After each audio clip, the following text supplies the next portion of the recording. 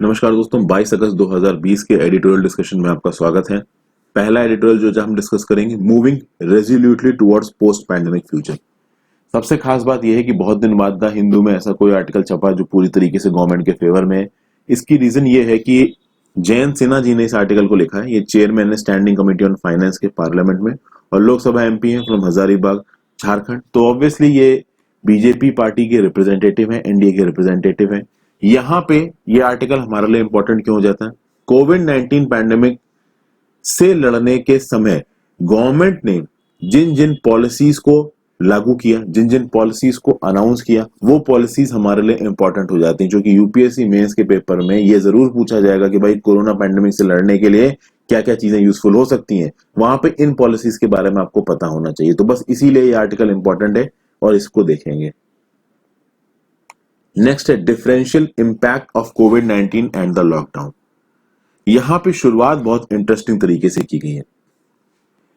Author यहां पे एक ऑस्ट्रियन इकोनॉमिस्ट है जिनका नाम है वॉल्टर शीडल। इन ऑस्ट्रियन इकोनॉमिक्स का रेफरेंस देते हुए ऑथर ये बोलता है कि दुनिया भर में अगर कभी ऐसा कोई इवेंट आया है जिससे इकोनॉमिक इक्वलिटी बढ़ी है, अभी के लिए देखिए इकोनॉमिक इनइक्वालिटी है। इकोनॉमिक इक्वलिटी बढ़ती है जब 4 कैटास्ट्रॉफिक इवेंट्स होते हैं। एक या तो पैंडेमिक, कोई बीमारी फैल जाए, दूसरा या तो जंग हो जाए, तीसरा कोई रेवोल्यूशन हो जाए या फिर सिविल वॉर हो जाए, और चौथा या फिर स्टेट कोलैप्स कर जाए।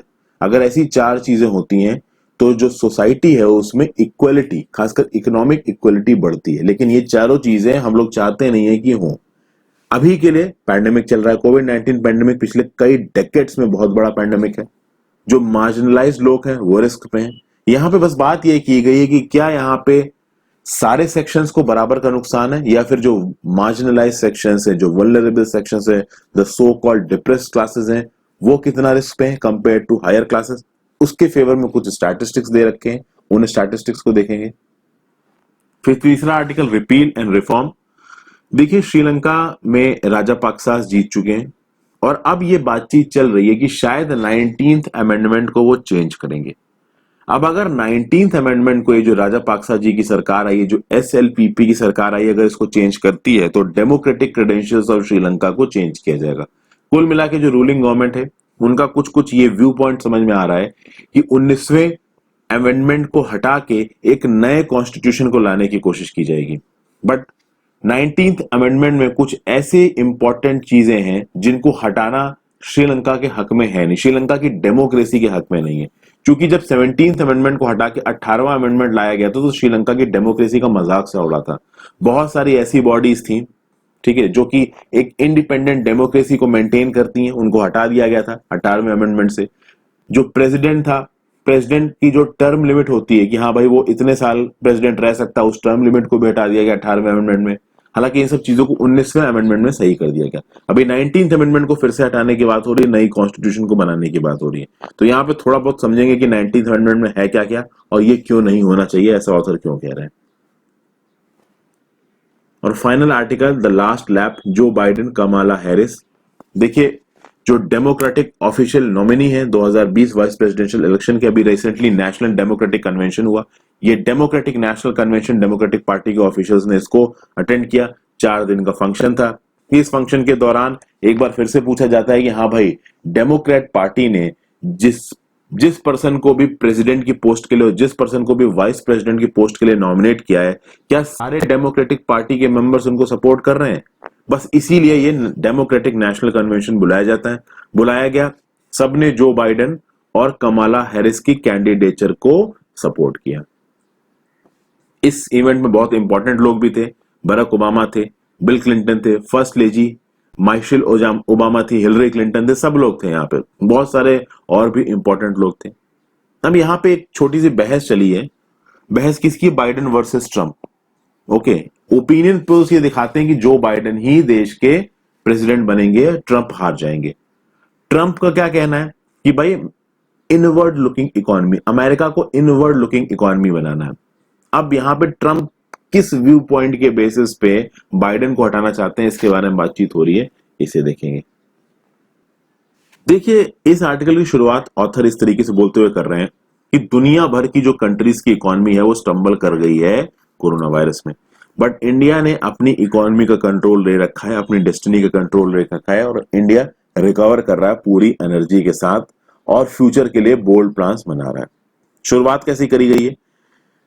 जब कोरोना का पैंडेमिक फैलना शुरू हुआ उस समय पे ये बहुत जरूरी था कि लाइव्स को बचाया जाए, लाइवलीहुड्स को बचाया जाए और इकोनॉमी पे कम ध्यान दिया जाए। इसलिए 24 मार्च 2020 को मोदी जी ने एक historic nation wide lockdown announce किया जो 1 जून तक चला। अब ये कहा जा रहा है कि इस नेशनल लॉकडाउन ने डिजीज की एक्सपोनेंशियल ग्रोथ रेट को रोक दिया, और कुछ हद तक मैं भी इस बात को बोलूंगा कि बिल्कुल सही है। 29 लाख केसेस हो चुके हैं इंडिया में अभी, जब इस लॉकडाउन को हम इम्पोज कर चुके हैं तब। अगर हम इस लॉकडाउन को इम्पोज ना करते तो इंडिया की पॉपुलेशन को अगर देखा जाए, आराम से शायद हम लोग 1 करोड़ केस अभी क्रॉस कर गए होते, हो सकता है 2 करोड़ क्रॉस कर गए होते। एक तो ये बात हो गई। दूसरी बात यहां पे ये भी एक इंपॉर्टेंट चीज निकल के आती है कि जब ये लॉकडाउन लगाया गया उसके बाद हमको कुछ मौका मिला है, कुछ समय मिला है। लॉकडाउन लगा, अब अप्रैल के समय पे स्पेन से और इटली से बड़ी खतरनाक न्यूज निकल के आ रही थी कि वहां पे किस हद तक वायरस फैल रहा था। उस समय पे इंडिया में लॉकडाउन लग चुका था, इंडिया में ज्यादा केसेस हुए नहीं थे, धीरे धीरे केसेस बढ़ रहे थे। ठीक है, तो जब लोगों ने टीवी पे देखा कि भाई इटली में इतनी बुरी हालत हो गई कोरोना वायरस से, स्पेन में इतनी बुरी हालत हो गई कोरोना वायरस से, तो लोगों को ये रियलाइज हुआ कि नहीं भाई हमें ध्यान रखना चाहिए। तो लोगों ने सोशल डिस्टेंसिंग करनी शुरू की, मास्क पहनना शुरू किया। उसी समय पे सरकार ने कुछ हद तक हॉस्पिटल्स में बेड अरेंज करने शुरू किए, ICU, ventilators, oxygen cylinder, personal protective equipment. अब ये बात तो इस आर्टिकल के ऑथर बोल रहे हैं, बहुत सारे जो एक्सपर्ट्स हैं जो कि कोरोना पे एनालिसिस कर रहे हैं वो बोलेंगे कि नहीं भाई सफिशिएंट हेल्थ इंफ्रास्ट्रक्चर है नहीं, बट वो बहस एक अलग है। ये बात तो बिल्कुल सही है कि जब ये लॉकडाउन लगा तो लोगों को भी और हमारी सरकार को भी ये समय मिला कि हाँ भाई कुछ हद तक जितना भी हो सके कोविड-19 से जूझने के लिए हमारे पास इंफ्रास्ट्रक्चर जो नहीं है उसको हम लोग अरेंज करें। भैया कोविड-19 केयर और क्वारंटाइन सेंटर बनाए गए देश भर में। ठीक है, लगभग 80 से 90% डिस्ट्रिक्ट्स में आज की डेट में टेस्टिंग लैब है। शुरुआत में एक ही टेस्टिंग लैब थी इंडिया में। टेस्टिंग लैब क्या है? जहां पे कोरोना वायरस के सैंपल्स को एनालाइज किया जा सके। फिर अब ड्रग रिसर्च पे भी बहुत तेजी से काम चल रहा है। बहुत सारी जो ड्रग्स हैं वो आपकी क्लिनिकल ट्रायल स्टेज पे चल रही हैं। तो कुल मिला के बोला जा रहा है कि जो लॉकडाउन लगाने का डिसीजन था इसने लाखों जानों को बचाया है। ये बात को मैं भी सपोर्ट करता हूं। हालांकि इस लॉकडाउन लगाने के डिसीजन को बहुत सारे लोग मतलब मना भी करते हैं, क्योंकि 2 से 3 करोड़ नौकरियां ऑलरेडी जा चुकी हैं इस लॉकडाउन के चक्कर में। अब ये तो हो गया लॉकडाउन से लोगों की जान बचाने की बात। उसके अलावा इकोनॉमी की फील्ड में हमारी सरकार ने क्या किया है, ऐसा ऑथर बोल रहे हैं। तो देखिए, प्रधानमंत्री गरीब कल्याण योजना स्कीम को चालू किया गया। इससे एक मैसिव रिलीफ पैकेज दिया गया नीडी को। 80 करोड़ सिटीजन्स को राशन प्रोवाइड किया जाएगा पब्लिक डिस्ट्रीब्यूशन स्कीम के अंदर। Okay, one nation one ration card की भी बात हुई। बोला गया कि भैया देश में आप किसी भी हिस्से के हो, किसी दूसरे हिस्से में भी जाके आप राशन कार्ड ले सकते हो पीडीएस के थ्रू। ठीक है, फिर इसी दौरान 20 crore Jan Dhan women account holders के खाते में 30,654 करोड़ रुपए जमा किए गए। अभी आप सीधे सीधे इस चीज को पढ़ोगे तो आपको पता नहीं चलेगा कि ये 30,654 करोड़ रुपए बैंक अकाउंट्स में आए कैसे हैं वुमेन के। देखिए दोस्तों, ये जो जनधन वुमेन बैंक अकाउंट खुले थे ना, जितनी भी स्कीम्स, चाहे वो सेंट्रल गवर्नमेंट की हो चाहे वो स्टेट गवर्नमेंट की हो, और बहुत हद तक सेंट्रल गवर्नमेंट की, स्टेट गवर्नमेंट की स्कीम्स में तो अब भी स्टेट की चलती है, बट सेंट्रल गवर्नमेंट की स्कीम्स में ये हो गया है कि आप सेंट्रल गवर्नमेंट की किसी भी स्कीम का फायदा उठाओगे, पैसा सीधे आपके अकाउंट में आएगा। तो वही पैसा जो वुमेन्स के जनधन अकाउंट थे उनमें ट्रांसफर किया गया इस कोरोना के पैंडेमिक के दौरान। तो ये जो 30,651 करोड़ था ये सरकार ने सीधे सीधे बांटा नहीं है। ठीक है, जो पहले से स्कीम्स चल रही थी वुमेन सपोर्ट के लिए, उसके थ्रू जो सब्सिडी वगैरह या जो भी कैश सपोर्ट जाता था उसी का 30,654 करोड़ रुपया वुमेन के अकाउंट में गया। उसी तरीके से 2.3 करोड़ कंस्ट्रक्शन वर्कर को 4,313 करोड़ रुपया मिला है। नेशनल सोशल असिस्टेंस प्रोग्राम के अंदर 2.8 करोड़ बेनिफिशियरीज को 2,815 करोड़ रुपया मिला है। तो आप ये लिख सकते हो कि भाई नेशनल सोशल असिस्टेंस प्रोग्राम के अंदर 2.8 crore beneficiaries got 2,815 crore rupees, जो कि ये एनएसएपी की बात कर रहा है। तो इस इंफॉर्मेशन को आप नोट डाउन कर सकते हो। ये तो बात हुई कि भैया पैसा डालने, हालांकि कोई भी पैसा फ्री में नहीं बांटा गया, ये मैं आपको पहले बता दूं। ठीक है, जो भी पैसा बांटा गया या तो वो मनरेगा के अंदर बांटा गया है, ओके, या फिर पब्लिक डिस्ट्रीब्यूशन सिस्टम के अंदर जो भी ग्रेन्स वगैरह बांटे गए उसमें जो खर्चा हुआ है, जो भी पहले सरकार ने स्कीमें चला रखी थी, प्रेग्नेंट वुमेन के लिए या किसी और चीज के लिए, गैस सब्सिडी के लिए, उसके थ्रू पैसा लोगों के अकाउंट में गया है। फ्री में पैसा किसी को भी बांटा नहीं गया है। आगे चलते हैं। रूरल इकोनॉमी की बात कर रहा है। रूरल इकोनॉमी में, रूरल एरियाज में 60 to 70% ऑफ द इंडिया की पॉपुलेशन रहती है और वो 46% ऑफ द जीडीपी को सपोर्ट करते हैं। वो बूम कर रहा है। कैसे बूम कर रहा है भाई? एक्सीलेंट राबी हार्वेस्ट। अब ये राबी हार्वेस्ट में गवर्नमेंट का कोई लेना देना नहीं। हार्वेस्ट हुआ, इस राबी हार्वेस्ट जो भी चीजों को उगाया गया, उस चीजों को फार्मर्स ने किसको बेचा? गवर्नमेंट को बेचा। बदले में गवर्नमेंट ने 75,000 करोड़ की पेमेंट की फार्मर्स को। देखिए, जब राबी हार्वेस्ट आया, जब ये राबी की फसल आई, उस राबी की फसल को गवर्नमेंट खरीदा, उसके चक्कर में इन फार्मर्स को 75,000 करोड़ रुपए मिले। 10 करोड़ फार्मर्स को लगभग 40,000 करोड़ रुपए मिले as an income support under Pradhan Mantri Kisan Samman Nidhi योजना। प्रधानमंत्री किसान सम्मान निधि योजना पिछले 1-2 सालों में बहुत न्यूज में रही है। Mahatma Gandhi employment guarantee act scheme के अंदर 4 करोड़ हाउस होल्ड को सपोर्ट मिला है। ठीक है। रूरल इकोनॉमी की अगर बात की जाए तो ओवरऑल अगर आप प्राइस कैलकुलेशन करो तो यहां पे जो ऑथर है वो बता रहा है कि 2 लाख करोड़ ऑफ कैश सीधे सीधे बेनिफिशियरी के अकाउंट में ट्रांसफर किया गया है सेंट्रल गवर्नमेंट की तरफ से। सेंट्रल गवर्नमेंट की तरफ से सिर्फ 2 लाख करोड़ रुपए लोगों के अकाउंट में गया रूरल इलाकों में। स्टेट गवर्नमेंट तो अलग पैसा खत्म कर रही है। ठीक है। तो आप देखोगे इस कैश पेमेंट के चक्कर में जो रूरल कॉन्फिडेंस है बहुत बड़ा है। मोटरसाइकिलें खरीद रहे हैं गांव वाले, ट्रैक्टर्स खरीद रहे हैं। ओके, तो ये सब बातें कही जा रही है, अच्छी अच्छी बातें। अभी कितनी सच है कितनी गलत है वो तो ग्राउंड लेवल के लोग ही जानते होंगे। फिर एमएसएमईज की बात कर लेते हैं। भाई देखिए, इकोनॉमी को इंप्रूव करने के लिए एमएसएमईज को इंप्रूव करना जरूरी है। तो एमएसएमईज को भी और लार्ज कॉर्पोरेट्स को भी सब्सटैंशियल रिलीफ दी गई है रिजर्व बैंक ऑफ इंडिया के द्वारा। रिजर्व बैंक ऑफ इंडिया के द्वारा रिलीफ कैसे दी जाएगी? तो भैया कम इंटरेस्ट पे पैसा दिया जाएगा। टैक्स पेमेंट में, और जो भी आप कॉम्प्लायंस डॉक्यूमेंट्स फाइल करते हो, टैक्स पेमेंट के डॉक्यूमेंट्स फाइल करते हो, जीएसटीआर रिटर्न्स फाइल करते हो, उसको सेवरल मंथ से एक्सटेंड किया गया। तो आप आईटीआर कुछ महीने बाद फाइल कर दो, जीएसटीआर रिटर्न 3 भी कुछ महीने बाद फाइल कर दो, जो आपको हर महीने फाइल करना होता है। जिन लोगों ने भी लोन उठाया था उस लोन के ऊपर जो इंटरेस्ट पेमेंट थी उसको 6 महीने से डेफर किया गया है। आरबीआई ने अपने रेपो रेट को 115 बेसिस पॉइंट से काटा है। 115 बेसिस पॉइंट मतलब 1.15%। और आरबीआई ने टोटल 9 लाख करोड़ रुपए को फाइनेंशियल सिस्टम में इंजेक्ट किया है। ये जो 9 लाख करोड़ है ये आत्मनिर्भर पैकेज का ही पार्ट है। ओके, 3 लाख करोड़ को as a guaranteed collateral free loan MSME borrowers को अवेलेबल कराया गया। चूंकि कोरोना पैंडेमिक लग गया था, पैसों की जरूरत थी बिजनेस चलाने वालों को, तो वो पैसा कहां से आएगा? तो वो पैसा सरकार ने कम इंटरेस्ट रेट पे दिया इन एमएसएमईज वालों को। फिर भाई national bank for agriculture and rural development NABARD, SIDBI small industries development bank of India, national housing bank और नॉन बैंकिंग फाइनेंशियल कंपनीज को रीफाइनेंसिंग फैसिलिटीज दी गई है।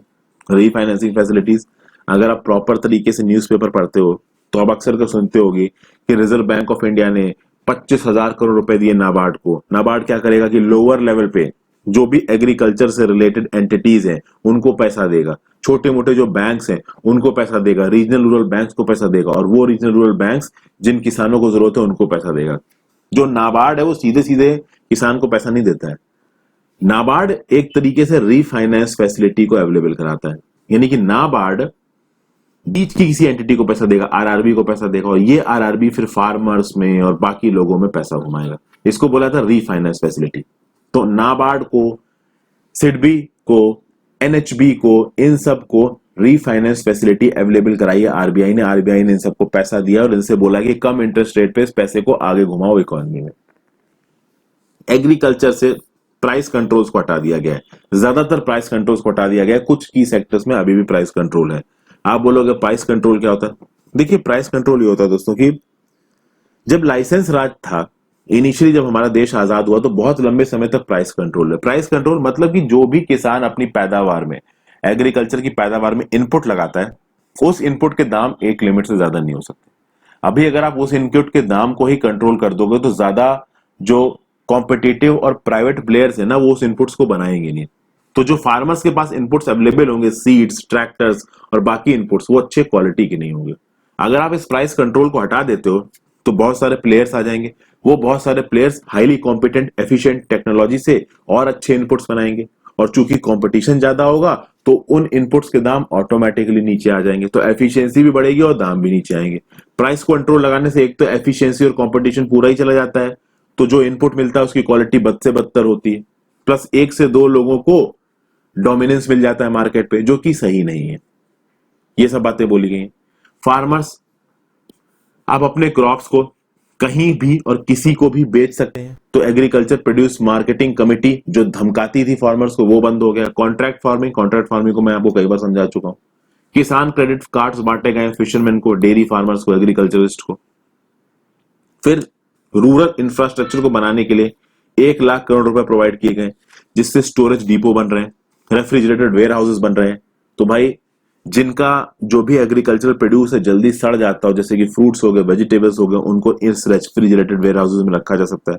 और भी बहुत सी पोस्ट हार्वेस्ट फैसिलिटी बनाई गई। सरकार ने एनिमल हस्बेंड्री को 15,000 करोड़ रुपए दिए। तो ये सब बातें बताई गई कि यहाँ पे सरकार क्या क्या कर रही है लोगों के लिए, ठीक है। फिर और डिफेंस की फील्ड में बहुत कुछ किया सरकार ने। डिफेंस प्रोडक्शन को इंडिजनाइज करने की बात की जा रही है। 101 आइटम्स सिर्फ डोमेस्टिकली प्रोड्यूस किए जाएंगे, इसके बारे में मैंने एक अलग से वीडियो भी बनाई थी। इससे 4 लाख करोड़ का रेवेन्यू पैदा होगा कुछ अगले कुछ सालों में, ऐसा बोला जा रहा है। हम लोग बहुत ज्यादा कोल को इंपोर्ट करते हैं बाहर से, तो ये बोला गया कि जो हमारा डोमेस्टिक कोल है उसकी माइनिंग ज्यादा करो, उसका खनन ज्यादा करो, ताकि बाहर से जो 1 लाख करोड़ का जो हम लोग कोल खरीद रहे हैं वो हम ना खरीदें। जो पब्लिक सेक्टर इंटरप्राइजेस है नॉन स्ट्रेटेजिक सेक्टर्स में, उनका पूरा डिसइन्वेस्टमेंट करो, फुल डिसइन्वेस्टमेंट। हालांकि जो नॉन स्ट्रेटेजिक सेक्टर्स की पब्लिक सेक्टर इंटरप्राइजेस हैं, इनका पूरा डिसइन्वेस्टमेंट करने से जो यहाँ के एम्प्लॉयज वगैरह हैं वो काफी नाराज हैं। मेरे भी 1-2 दोस्त हैं, ठीक है, बीएचईएल में, वो डर रहे हैं कि उनके ऊपर तलवार लटक रही, कभी भी इसका डिसइन्वेस्टमेंट, कंप्लीट डिसइन्वेस्टमेंट हो सकता है। तो वो गेट के एग्जाम जिसके थ्रू आप क्वालिफाई करके पीएसयू पहुंचते थे, ठीक है, कहो जब तक आप पहुंचो तब तक वो पूरी तरीके से प्राइवेटाइज हो जाए। तो ये सब बातें यहाँ पे जयंत सिन्हा जी ने बोली हैं। कुल मिला के आपको इतना तो यहाँ जानने को मिला ही होगा कि सरकार ने कोरोना के पैंडेमिक से लड़ने के लिए क्या क्या किया है। एक फाइनल चीज, प्रोडक्शन लिंक इंसेंटिव्स दिए जा रहे हैं इलेक्ट्रॉनिक्स मैन्युफैक्चरिंग को। देखिए इलेक्ट्रॉनिक्स मैन्युफैक्चरिंग में और स्मार्टफोन मैन्युफैक्चरिंग में बहुत हद तक हम चाइना पे डिपेंडेंट हैं। अब चाइना पे डिपेंडेंस कम करनी है तो अपनी डोमेस्टिक कैपेबिलिटीज को बढ़ाना पड़ेगा, जिसके लिए इलेक्ट्रॉनिक्स मैन्युफैक्चरिंग की फील्ड में प्रोडक्शन लिंक इंसेंटिव्स दे रही है सरकार, जिससे इंडिया में जो स्मार्टफोन प्रोडक्शन है वो बहुत तेजी से बढ़ सके, जो कि डोमेस्टिक यूज के लिए भी प्रयोग किया जाएगा और एक्सपोर्ट्स के लिए भी प्रयोग किया जाएगा। ये एक अलग बात है कि OnePlus जैसे फोन हम लोग कब तक बना पाएंगे, इस बात पे कोई क्लैरिटी है नहीं। आगे बात करते हैं differential impact of covid and the lockdown. The resultant distress in India has exacerbated pre-existing structures of disadvantage based on social identity। exacerbated मतलब एक लिमिट से ज्यादा बढ़ा देना, उसको बहुत ज्यादा एग्रेवेट कर देना। जैसे अगर आपको थोड़ा दर्द है और अगर वो दर्द एक लिमिट से ज्यादा बढ़ गया तो आप बोलोगे दर्द एक्सेगरबेट हो गया। अब यहाँ पे इस आर्टिकल की शुरुआत कैसी गई है, एक बुक है जिसका नाम है the great leveller, Walter Scheidel the Austrian economic historian. ये क्या बोलते हैं इस किताब में कि throughout human history there have been 4 types of catastrophic events that have led to greater economic equality. 4 तरीके के कैटास्ट्रोफिक इवेंट से इकोनॉमिक इक्वालिटी आती है, या तो बीमारी फैल जाए पैंडेमिक, या जंग हो जाए, या रेवोल्यूशन हो जाए, या स्टेट कोलैप्स हो जाए। बहुत सिंपल है इस चीज को समझना। देखिए जो इनइक्वालिटी आती है, जो इंडस्ट्रियलिस्ट हैं, जो इकोनॉमी में टॉप के लोग हैं, जो बड़े बड़े डॉक्टर्स हैं, ये लोग ज्यादा पैसा कमाते हैं, ओके, और एक गरीब आदमी वो दिहाड़ी पे काम करता है 500-400 रुपए। तो जो नीचे का तबके का आदमी है वो नीचे ही रहता चला जाता है, और जो ऊपर के लेवल के लोग हैं वो ऊपर ही चलते चले जाते हैं। जब भी पैंडेमिक, वॉर, रेवोल्यूशन और स्टेट कोलैप्स आता है, पूरी की पूरी इकोनॉमी कोलैप्स कर जाती है। तो बिजनेस वालों के बिजनेस बंद हो जाते हैं, ठीक है, सब कुछ बंद हो जाता है। टोटल जो लोग हाई कहते हैं ना पेइंग जॉब्स में थे, उनकी जॉबें चली जाती हैं, सारी इकोनॉमी बैठ जाती है। उसके चलते जो ऊपर के टॉप के लोग हैं वो नीचे के लोगों के बराबर आ जाते हैं, इसलिए कहा जा रहा है कि इकोनॉमिक इक्वालिटी आती है अगर ये 4 तरीके की चीजें हो जाए। अभी के लिए बात की जाए तो भैया पैंडेमिक चल रहा है, मैसिव कोविड-19 पैंडेमिक है, पूरी दुनिया भर की इकोनॉमी इससे अफेक्टेड है, ओके। लेकिन ये जो यहाँ पे वॉल्टर शीडल की थ्योरी है वो इस कोविड-19 के पैंडेमिक में पूरी तरीके से अप्लाई होती है या नहीं होती, ये तो तब पता चलेगा जब हम लोग कोविड-19 के आफ्टर इफेक्ट्स में आएंगे। मतलब जब कोविड-19 का पैंडेमिक थोड़ा थोड़ा सबसाइड करने लगेगा, खत्म करने लगेगा, तब हमको ये पूरी तरीके से समझ में आएगा कि शायद की एनालिसिस सही है कि नहीं है। लेकिन कुछ हद तक तो पैंडेमिक ने डेफिनेटली इक्वालिटी लेके आया। जैसे कि फॉर एग्जांपल जब लॉकडाउन लगा तो लॉकडाउन के बाद भाई वाइड स्प्रेड जॉब लॉसेस हुए, बहुत सारी इकोनॉमिक हार्डशिप्स हुई। तो जो माइग्रेंट लेबर थे, जो वैसे ही बिल्कुल नीचे के तबके थे, उनकी तो हालत खराब हुई, वो तो पैदल चल चल के अपने घर की तरफ जा ही रहे थे। जो वेल टू डू लोग थे उनमें से भी बहुत लोगों की नौकरियां गई हैं। ठीक है, तो केवल नीचे के लेवल के लोग ही नहीं, ऊपर के लेवल के लोगों को भी काफी नुकसान पहुंचा है। लेकिन the global evidence suggest that job losses associated with कोविड-19 are much more concentrated among individuals with low levels of education and those with vulnerable jobs with no tenure और सिक्योरिटी। यानी कुल मिला के यहां पे एक चीज निकल के आ रही है कि भले ही आप कितना भी ये बोल लो कि ये जो कोरोना का पैंडेमिक है ये इकोनॉमिक इक्वालिटी लेके आता है, बट फिर भी जो मार्जिनलाइज लोग हैं वो बहुत ज्यादा रिस्क पे हैं। कैसे रिस्क पे हैं? जिनके पास एजुकेशन कम है, जिनके पास जो नौकरियां थी वो परमानेंट नहीं थी, ठीक है ना, उनकी जो नौकरी में कोई टेन्योर नहीं था, कोई सिक्योरिटी नहीं थी। जब कोविड-19 आया ना, सबसे पहले इन लोगों की नौकरी गई। अच्छा, इस पॉइंट पे भी थोड़ी देर में लौट के आते हैं। एक और बहुत इंपॉर्टेंट पॉइंट यहां में निकलता है दोस्तों कि देखिए, कोरोना हर तबके के लोगों को अफेक्ट कर रहा है, चाहे वो नीचे के लेवल का आदमी हो, चाहे वो ऊपर के लेवल का आदमी हो। इनफैक्ट इसकी जो शुरुआत हुई थी वो एक टॉप लेवल इंसान से हुई थी, क्योंकि ये जो आदमी, ये जो डिजीज थी वो जो बाहर से देश से इंडिया में लोग आ रहे थे उनके थ्रू यहाँ पे आई है। तो फॉरेन कोई गरीब आदमी तो जाएगा नहीं, जो लोग थोड़ा वेल टू डू ही है वही लोग फॉरेन जाएंगे। वो फॉरेन से वायरस को लेके यहाँ पे आ गए। तो भले ही ये आदमी आदमी में ये डिस्क्रिमिनेशन नहीं कर रहा हो कोविड-19, लेकिन कोविड-19 का जो इंपैक्ट है दोस्तों वो क्लास न्यूट्रल नहीं है। ठीक है, मतलब कहीं ना कहीं आप देखोगे कि जो मार्जिनलाइज सेक्शंस है, जो वुल्नरेबल सेक्शंस है, उन वुल्नरेबल सेक्शंस को ज्यादा इफेक्ट किया है इस कोविड-19 ने। तो जो रेशियल सेग्रीगेशन है, एथनिक सेग्रीगेशन है, कास्ट सेग्रीगेशन है, जो सोशली मार्जिनलाइज्ड ग्रुप्स हैं वो ज्यादा रिस्क पे हैं। और ये केवल इंडिया में नहीं है, अगर आप यूनाइटेड किंगडम में चले जाओ, यूनाइटेड स्टेट्स में भी चले जाओ, तो वहां पे जो लो वेज अर्नर्स हैं, जो लेस एजुकेटेड वर्कर्स हैं, वो लेबर फोर्स जहां पे रेशियल माइनॉरिटीज हैं, एथनिक माइनॉरिटीज हैं, वहां पे कोरोना थोड़ा ज्यादा फैला है। तो कुछ हद तक इस कोरोना के फैलने के बाद ज्यादा इंपैक्ट को वो लोग झेल पाए जो कि थोड़ा वेल टू डू थे, वेल ऑफ थे, हायर क्लास में आते थे, और जो थोड़ा नीचे के लेवल पे थे उनकी हालत खराब हो गई। अच्छा, ये जो डाटा है कि भाई रेशियल माइनॉरिटीज, एथनिक माइनॉरिटीज ज्यादा इफेक्ट हुई हैं, ये जो प्रॉपर डाटा है वो यूएस और यूके से तो मिलता है। प्रॉब्लम है कि इंडिया में जो कोविड-19 की जो रिपोर्टिंग है वो डिसएग्रीगेटेड नहीं है। अभी के लिए जो कोविड-19 के नंबर्स निकल के आते हैं वो ये निकल के आते हैं स्टेट वाइज, सिटी वाइज और आपका कंट्री वाइज, लेकिन उसका ब्रेकअप नहीं है कि कौन से कास्ट के, कौन से रिलीजन के लोग इफेक्ट हुए। तो जब वो ब्रेकअप हमारे पास नहीं है तो हम ये नहीं जान पा रहे हैं कि किन कास्ट ग्रुप्स को ये वायरस ज्यादा इफेक्ट कर रहा है। तो इंडिया में चूंकि डिसएग्रीगेटेड डाटा की कमी है, हम ये नहीं जान पा रहे हैं कि किन सेक्शंस में कोरोना ज्यादा फैला है। उसके चक्कर में भी जो हमारी कोरोना की फाइट है वो थोड़ी कमजोर पड़ रही है। अब हम आते हैं, जो हम लोगों ने छोड़ा था ये एजुकेशन वाला मुद्दा। देखिए, जो लोग बहुत अच्छी तरीके से पढ़े थे, जैसे फॉर एग्जांपल मैं आपको एक चीज बताता हूं, कोई एक पर्सन है जो 10वीं कक्षा तक पढ़ा है और 10वीं कक्षा के बाद उसने किसी एक छोटे से शोरूम में नौकरी कर ली। जब कोविड-19 का लॉकडाउन लगा, सबसे पहले इस शोरूम में नौकरी करने वाले की जॉब जाएगी, क्योंकि उसकी जॉब में जो स्किल सेट है वो कोई बहुत बड़ा स्किल सेट है नहीं। ठीक है, कोरोना वायरस का पैंडेमिक लगा, शोरूम बंद हो गया, शोरूम बंद हो गया तो वो जो लोग थे उनको नौकरी से निकाल दिया गया। वहीं पे एक ऐसा पर्सन है जिसने Indian institute of management Bangalore से अपनी एमबीए करी और उसके बाद वो किसी बड़ी मल्टीनेशनल कंपनी में काम कर रहा है, उसकी जॉब नहीं गई है, उसकी जॉब कहीं ना कहीं सिक्योर है। हालांकि ये जो हायर क्लास वाला ग्रुप है इसमें भी बहुत से लोगों की जॉब गई है, बट ये कम वल्नरेबल है। तो कुल मिला के अगर आप अप्रैल 2020 का डाटा देखोगे तो नौकरियां उनकी ज्यादा गई हैं जिनके पास 12 ईयर से कम की एजुकेशन है।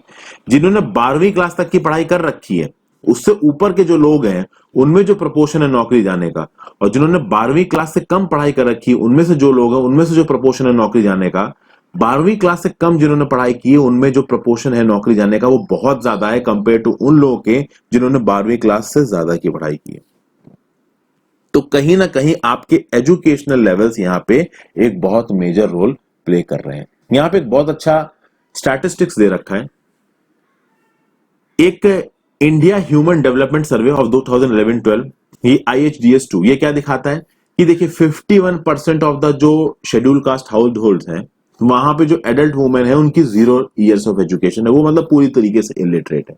तो ये बताया जा रहा है कि जो शेड्यूल कास्ट के 51% हाउस होल्ड हैं, वहां पे जो एडल्ट वुमेन है वो पूरी तरीके से इलिटरेट है, और 27% ऑफ द ये जो शेड्यूल कास्ट के हाउस होल्ड है वहां पे एक इलिटरेट एडल्ट मेंबर है।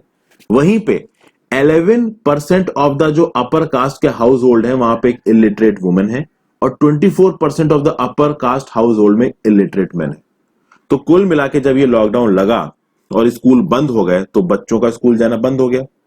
अब एक अपर कास्ट का बच्चा घर में किससे सीखेगा? माँ बाप से सीखेगा। अब इलिटरेसी और लिटरेसी माँ बाप में यहाँ पे एक बहुत मेजर रोल प्ले करेगी। अपर कास्ट के जो माँ बाप है वो ज्यादा लिटरेट है, लोअर कास्ट जो सो कॉल्ड लोअर कास्ट है आपकी SC ST, वहां पे जो माँ बाप है, ठीक है, वो ज्यादा लिटरेट नहीं है, वो इलिटरेट है। तो उसके चलते फायदा किसको हो जाएगा? इस अपर कास्ट वाले बच्चे को, क्योंकि ये कुछ ना कुछ तो अपने माँ बाप से सीख लेगा, वहीं पे वो जो लोअर कास्ट वाला बच्चा है वो उतना कुछ नहीं सीख पाएगा। तो कुल मिला के यहाँ पे बताने की क्या कोशिश की जा रही है कि देखिए एजुकेशनल डिफरेंसेस की वजह से जो मटेरियल कंडीशंस लिविंग है इस पे भी फर्क आएगा। मतलब कुल मिला के एजुकेशन के फील्ड में भी ये कोरोना एक लिमिट तक डिस्टरबेंस पैदा कर रहा है। फिर और स्टैटिस्टिक्स दिया गया है कि भैया 20% of the upper caste house holds में इंटरनेट है, 10% of the schedule caste house holds में इंटरनेट है, तो इंटरनेट भी अपर कास्ट में ज्यादा है, तो जो डिजिटल एजुकेशन है वहां पे अपर कास्ट के हाउस होल्ड्स को फायदा होगा। तो ये कुछ बातें दोस्तों यहाँ पे बता रखी हैं, ठीक है। अभी ये जो इंटरनेट वाला डाटा है इसका प्रॉपर सोर्स दिया नहीं है, तो इसलिए यहाँ पे मैंने अपने नोट्स में इसको इनकॉर्पोरेट नहीं किया, क्योंकि ये PDF जब मैं आपको अवेलेबल कराऊंगा तो वही डाटा मैं इसमें इनकॉर्पोरेट करता हूं जो आपके काम का हो सकता है। नेक्स्ट है आपका रिपील एंड रिफॉर्म। श्रीलंका की देखिए यहाँ पे बात कर रही है, श्रीलंकन कॉन्स्टिट्यूशन की यहाँ पे बात हो रही है। Sri Lanka should not undo democratic gains और roll back devolution in constitution. देखिए 2/3 मेजॉरिटी मिली है राजा पाकसास को, जो इनकी SLPP पार्टी है उसको। लेकिन अब यहाँ पे बात हो रही है रिफॉर्म की और इंपेयरमेंट की। रिसेंटली जो श्रीलंका के जो प्रेसिडेंट है Gotabaya Rajapaksa, newly elected parliament में जब उन्होंने पहली बार अपनी स्पीच दी तो कहीं ना कहीं उनकी स्पीच से ये पता चला कि भैया 19th amendment of the constitution को ये हटा देंगे और एक नया कॉन्स्टिट्यूशन लाएंगे। अभी देखिए 19वां अमेंडमेंट ऑफ द कॉन्स्टिट्यूशन बहुत ज्यादा इंपॉर्टेंट है। क्यों इंपॉर्टेंट है वो मैं आपको बताता हूं। ये देखिए 19th amendment of the constitution of Sri Lanka में इस इंट्रोडक्शन वाले कॉलम में देखिए आपको नीचे नजर आएगा दोस्तों, election commission, public service commission, national police commission, audit service commission, human rights commission of Sri Lanka, the commission to investigate allegations of bribery और corruption, the finance commission, the delimitation commission, the national procurement commission, the university grants commission. ये जितनी भी body है दोस्तों ये 19th amendment से आई है। पहले ये बॉडी थी हमारे संविधान में, सॉरी श्रीलंका के संविधान में। 18वें अमेंडमेंट के थ्रू प्रेसिडेंट को बहुत ज्यादा ताकतें दे दी गई और इन बॉडीज की ताकत को खत्म कर दिया गया। 19वें अमेंडमेंट में फिर से इन बॉडीज को लेके आया गया। 2015 में ये 19वां अमेंडमेंट लागू हुआ था। तो श्रीलंका की डेमोक्रेसी के लिए ये 19वां अमेंडमेंट बहुत ज्यादा जरूरी है। और सबसे खास बात, इस 19वें अमेंडमेंट के थ्रू क्या आया है? The election commission. और ये वही इलेक्शन कमीशन है जिसने अभी इलेक्शंस कंडक्ट कराए हैं, और इसी इलेक्शंस के चलते जो वहां की प्रेजेंट सरकार है SLPP की, राजा पाकसास की, वो पावर में। और वही सरकार अब क्या कह रही है कि हम 19वां अमेंडमेंट हटा देंगे। अभी वो 19वां अमेंडमेंट हटा के जब नया कॉन्स्टिट्यूशन लेके आएंगे तो वो कॉन्स्टिट्यूशन कितना अच्छा होगा कितना बुरा होगा ये तो देखिए समय ही बताएगा। बट बहुत सारे क्वार्टर से अब क्रिटिसिज्म आ रहा है इस बात पे कि आप इस अमेंडमेंट को क्यों हटा रहे हो। अब यहां पे बात की जाए, जब ये इलेक्शन लड़ा जा रहा था तभी abolition of 19th amendment was a major poll plank of SLPP, ठीक है। फिर भाई ये इस लेजिस्लेशन को इंट्रोड्यूस कब किया गया था? 2015 में। ओके, अभी के लिए आप देखो दोस्तों कि 2015 में जब इस लेजिस्लेशन को लेके आया गया था 19th अमेंडमेंट को, तो प्रेसिडेंट की वास्ट पावर्स जो थी इनको हटा दिया गया। प्रेसिडेंट एक बार, जो श्रीलंका का प्रेसिडेंट है वो 2 टर्म कर सकता है। ओके, इस लिमिट को हटा दिया 18वें अमेंडमेंट ने, बोला कि भैया जो प्रेसिडेंट बनेगा वो कितनी भी बार प्रेसिडेंट रह सकता है।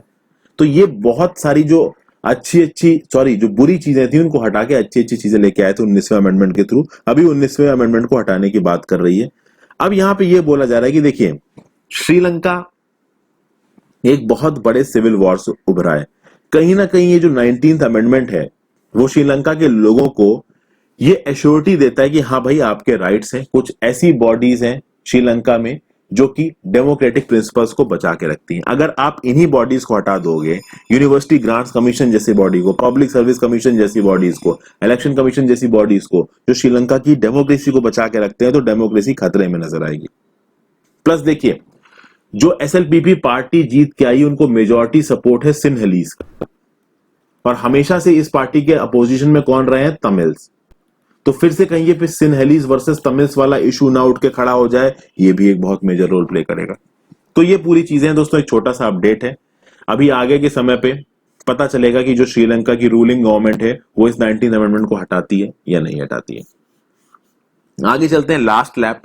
Biden and Harris have to show they can lift the US out of virus induced crisis. इसके बारे में मैंने आपको बता, देखिए यहां पे छोटे छोटे व्यू पॉइंट्स हैं। एक तरफ है बाइडेन और कमला हैरिस, दूसरी तरफ है आपके डोनाल्ड ट्रंप। दोनों के अपने पॉलिटिकल एजेंडास हैं। जैसे कि फॉर एग्जांपल, जो भी आपके H1B वीजा के बेसिस पे जो लोग अमेरिका के अंदर काम करने आते हैं, ग्रीन कार्ड जो प्रोसेसिंग होती है, इन सब चीजों को डोनाल्ड ट्रंप ने बंद कर दिया। जो बाइडेन ने क्या बोला कि मैं इन सब चीजों को फिर से शुरू करूंगा। तो यहां पे inward versus outward looking, Joe Biden कह रहे हैं कि भाई हम अपने देश को आउटवर्ड लुकिंग रखेंगे, हम इस बात का ध्यान रखेंगे कि हमारे देश में माइग्रेंट्स आए और वो यहाँ पे आके काम करें। बहुत सारी अच्छी अच्छी बातें यहाँ पे जो बाइडेन ने कही। ट्रंप क्या बोलते हैं? अभी ओपिनियन पोल में को देख के जो ट्रंप है वो थोड़ा सा बड़बड़ा रहे हैं। ओपिनियन पोल में साफ नजर आ रहा है कि जो बाइडेन इस इलेक्शन को जीतेंगे। प्लस ट्रंप हार क्यों रहे? हारने की बहुत सी वजह है। फर्स्ट ऑफ ऑल, जो कोरोना पैंडेमिक का रिस्पांस रहा है ट्रंप का, वो बहुत खराब रहा है। प्लस ट्रंप ने बहुत सारे कंट्रोवर्शियल स्टेटमेंट्स दिए, जैसे कि ट्रंप ने बोला कि जो मेल इन वोटिंग है इसको बंद करना चाहिए, फ्रॉड है।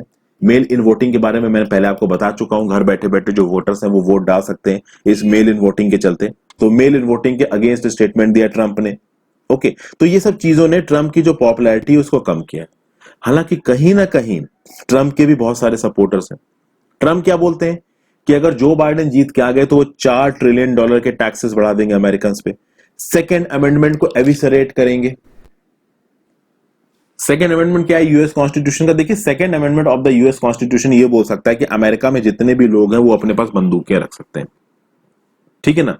जो आप देखोगे अमेरिका में गन रिलेटेड क्राइम्स बहुत ज्यादा होते हैं, हर घर में एक बंदूक रहती है। वो जो बंदूक रखने की पावर मिली है ना यूएस के लोगों को, वो सेकेंड अमेंडमेंट से मिली है।